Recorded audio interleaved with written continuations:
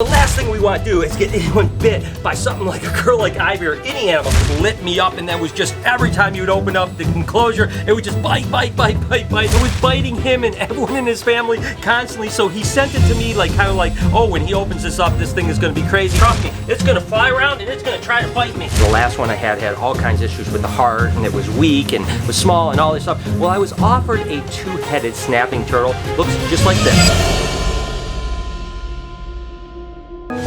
Good morning, everybody, and welcome to the vlog. Of course, I've got my girl Verde here, the Green Anaconda. Now, we got her when she was a baby and handled her so well. That's why she's so tame.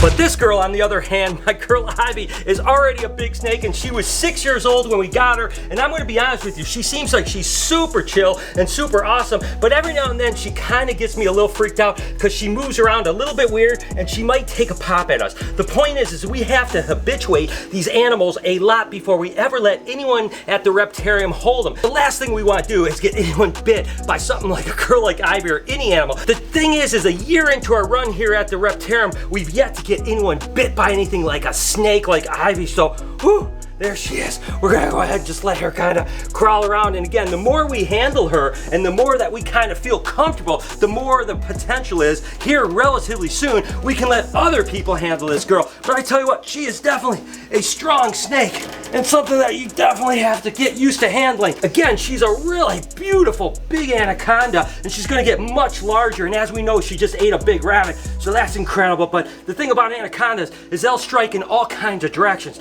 They'll go sideways, they'll go right up and down. You never know what's gonna happen, but right now Ivy seems to be good. It's gonna take some time of handling her and habituating her to this place before we feel comfortable of someone else handling her. But for now, she's doing absolutely amazing, and it's just so cool to have a really big, cool green anaconda. And obviously, in a place like the Reptarium, it's very important that our animals are unbelievably not only tame, but habituated to being handled. After all, a year open, and we've yet to have a bite. Now, I don't want to jinx myself, but the point is we kind of have this philosophy about nature and nurture. And basically what that means is Salt here was naturally an amazingly tame animal. Now, if you pick 50 albino alligators, maybe Salt is the best natural animal to be handled. Then, of course, we nurture them, meaning that we train them to be amazing. So really, to have a great slate to start with like Salt is really pretty helpful. And certainly Pepper is an amazing animal too, but as you can see, he doesn't have that natural, unbelievable disposition that Salt had, which just means we have to work harder on the nurture part. It doesn't mean that he's a bad animal, he just doesn't start out to be that naturally unbelievable animal, so sometimes you can't be choosy, right? It's not like we have a ton of melanistic alligators out there we could choose from. We took what we could get, and I love Pepper tremendously. And all in all, it's still an absolutely amazing animal, but it's our job to take animals that are a little bit tricky and nurture them, hopefully, into amazing animals that people that come to visit us can enjoy without any danger involved. We have a quick little tour today. It's actually called Tutor Time. It's a bunch of daycare. It should be pretty cool. Not sure. I think there's 15 or 17 kids. So we're going to be showing them around the Reptarium.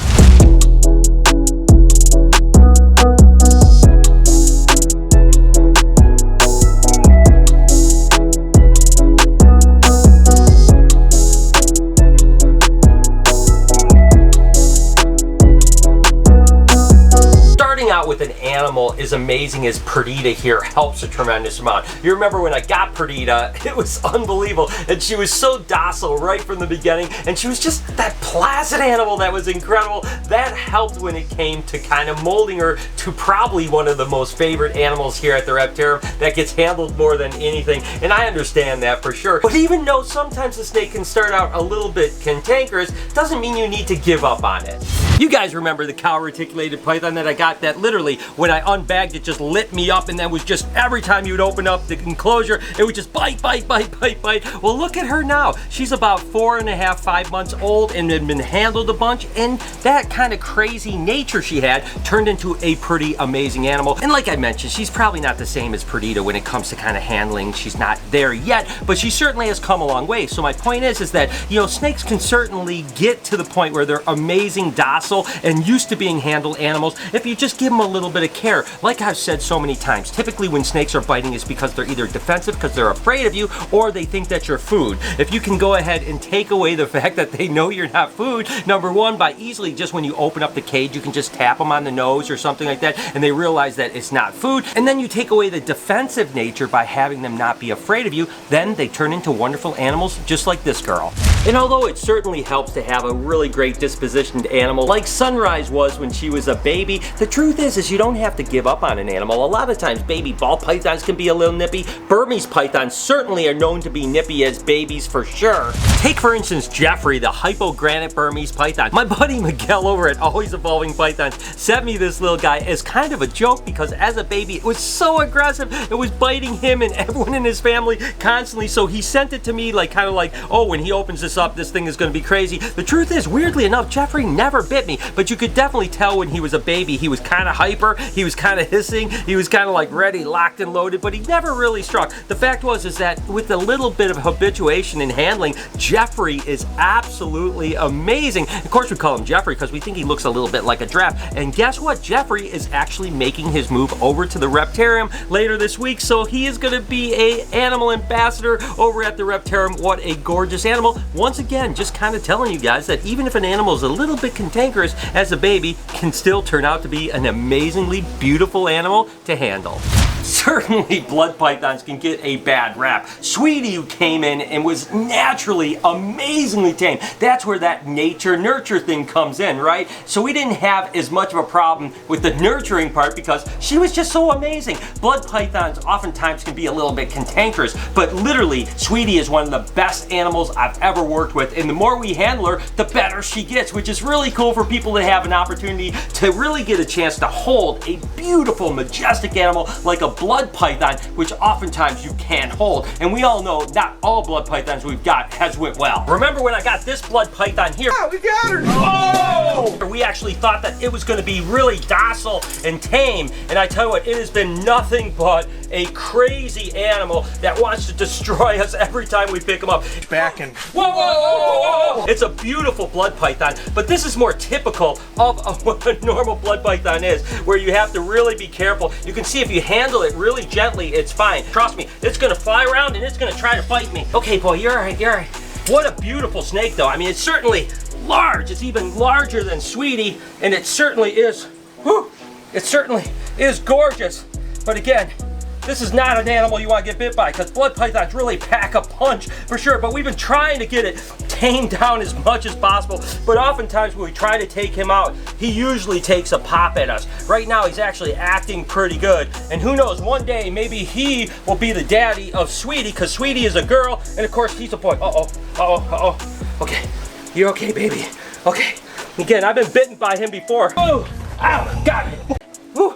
Tell you what, it's not a bite I want to take, but regardless, nature versus nurture, this one's nature is not very friendly. This is actually a pinstripe bred to a pastel crystal, so everything has to be either Mojave or special, and then there's a whole combination of other things. And to be honest with you, we didn't hit a whole lot. We hit a little baby special here. Again, you could tell that it's not a Mojave, so it has no choice but to be a special, and they're really kind of hard to tell. And to be honest with you, the only other thing we hit in this clutch is 3 pinstripes that are all special, so we kind of missed on all the pastel stuff. We didn't hit any Mojave stuff whatsoever, but it's pretty cool because the pastel special stuff, now we can take back to something like a Mojave or a super Mojave or something like that, and everything is going to be pastel crystal because that's how that gene works. It's a special, it's a Mojave, you breed them together and you produce crystals. So these are all just pinstripes that are essentially het for crystal. They call them special ball pythons. This clutch here was absolutely amazing. It was actually a dual father clutch. This was a Lemon Blast Extreme gene. It was bred to both that Mojave Calico B and also to a banana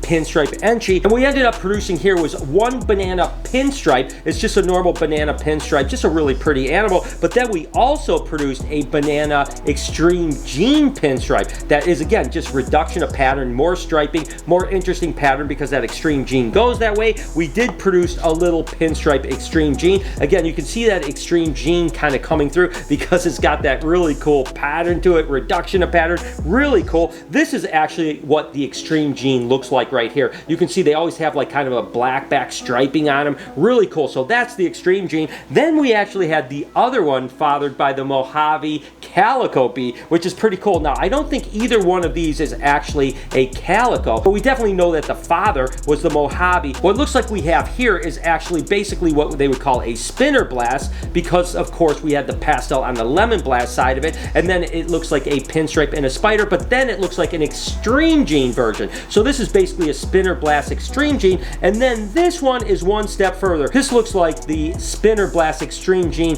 but also with Mojave in it. So this is a really cool animal. The only thing we missed on it was the calico. If that calico was there, ooh doggy, I tell you what, that would be absolutely amazing. So I tell you what, we hatched up some killer stuff. Let me know in the comments which your favorite animal that we've showed so far, and we'll just keep this crazy day going. I certainly don't think there's any animal that is a better example of how you can take an animal that isn't exactly the most mellow animal, and with some just habituation and gaining of trust, you can actually build a relationship. Remember Abasuku? She wanted to kill us. She would jump out of the cage going after us, and now look at this little puppy dog. You can literally just pet her like nothing. She's not afraid of us or anything, and that's the whole idea, right? It's about handling animals and gaining their trust. Once she trusts you and realizes that you're number one, not gonna hurt her, there's no defensiveness, and then of course once you train her to understand that your hand's not food, then all of a sudden you get a relationship like this. I never thought this was possible with Abasuku, but I cannot believe how absolutely amazing she's become. Hey, since we're talking about habituating animals, one of the things that helps here at the Reptarium is actually when we name our animals, to be honest with you,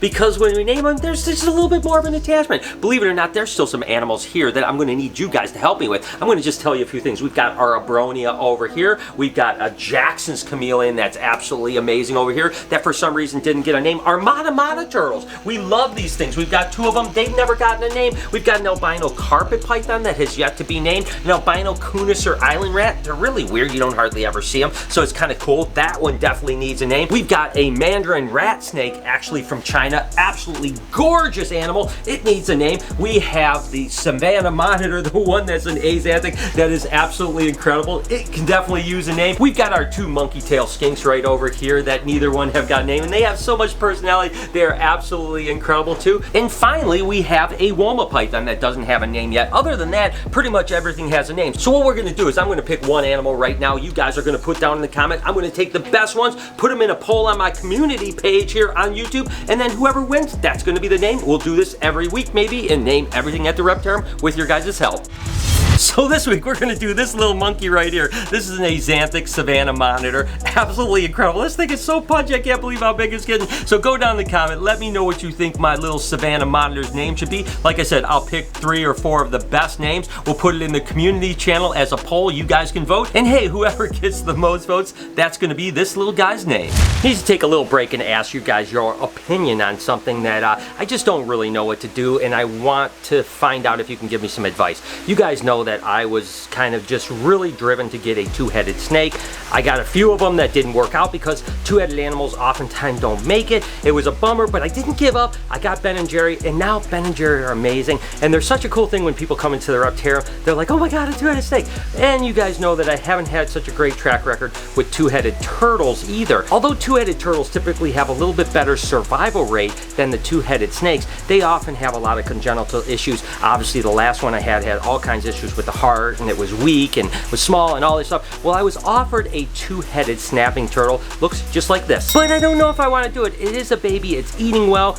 Do I do it? Do I keep pushing forward and try to get a two-headed turtle? Because I know the kids come in, they want to see a two-headed turtle. I like turtles. Should I try to take the chance or should I not? I just need your advice, guys. Should I just skip it and maybe one day I'll find a bigger two-headed turtle, much like I did with Ben & Jerry? Or do I take a chance again? Let me know in the comments. Again, the animal is really, really cool. I just don't know what to do. Let me know your thoughts. I'd love to hear your opinion on it. As you can see in this video, it takes a lot of work to habituate these animals so that they're bulletproof when they're handling to other people. We work hard, the entire crew works hard, and these anacondas one day will really make a difference in people's lives. I can't wait till my girl Ivy is ready to be handled by the world that comes into the Reptarium. If you enjoyed this, here's a video of me getting Verde. Here's an entire playlist of giant snakes. Over here you can subscribe and turn that bell notification on. Have a wonderful day, be kind to someone, and I promise I'll see you guys tomorrow.